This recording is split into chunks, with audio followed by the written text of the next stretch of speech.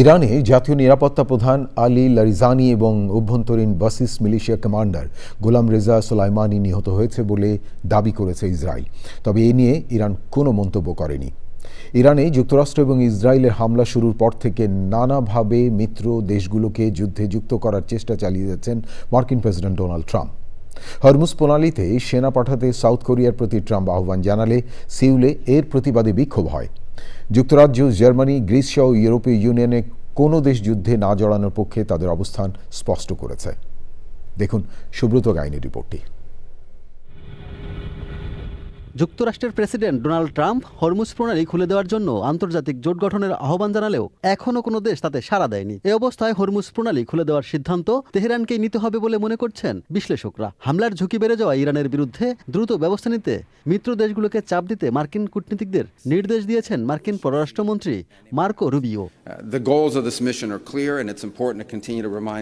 ইরানের সঙ্গে যুক্তরাষ্ট্র ও ইসরায়েলের যুদ্ধে বিশ্বের 1/5 তেল ও গ্যাস রপ্তানির সবচেয়ে বড় জলপথ বন্ধ হয়ে যাওয়ায় বড় ধরনের বিপর্যয়ের মুখে পড়েছে বিশ্ব অর্থনীতি। আল জাজিরা জানিয়েছে এ যুদ্ধ দ্রুত শেষ করতে অভ্যন্তরীণ ও আন্তর্জাতিক চাপের মুখে পড়েছেন ডোনাল্ড ট্রাম্প। কেনেডি সেন্টারের বোর্ড সদস্যদের সঙ্গে হোয়াইট হাউসে বৈঠকের আগে প্রেস ব্রিফিংয়ে ট্রাম্প বলেন, কিছু দেশকে বহু বছর ধরে সাহায্য করছে যুক্তরাষ্ট্র, ভয়ঙ্কর ঝুঁকি থেকে রক্ষা করা হচ্ছে, কিন্তু হরমুজ প্রণালীর ক্ষেত্রে যুক্তরাষ্ট্রের আহ্বানে সাড়া দিচ্ছে না তারা।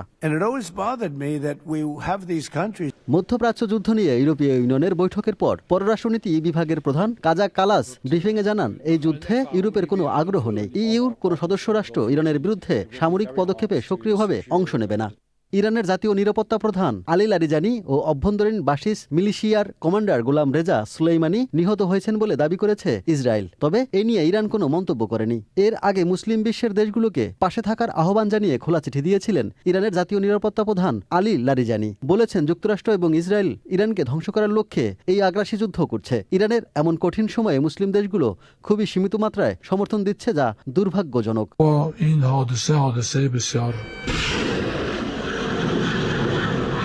মার্কিন সেন্ট্রাল কমান্ড জানিয়েছে, ইরানে 7,000-এরও বেশি স্থাপনায় হামলা চালানো হয়েছে। 100-এরও বেশি নৌযান ধ্বংস হয়েছে বলেও দাবি করেছে মার্কিন বাহিনী। হিজবুল্লাহর ঘাঁটি ধ্বংস করতে লেবাননের দক্ষিণাঞ্চলে স্থূল অভিযান শুরু করেছে Israel.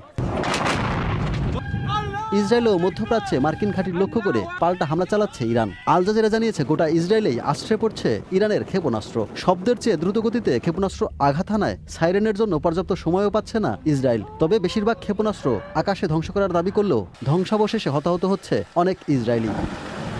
Subrata Gain, channel I. BKash পেমেন্টে 10,000 টাকার বেশি অফার। শপিং চলছে তো।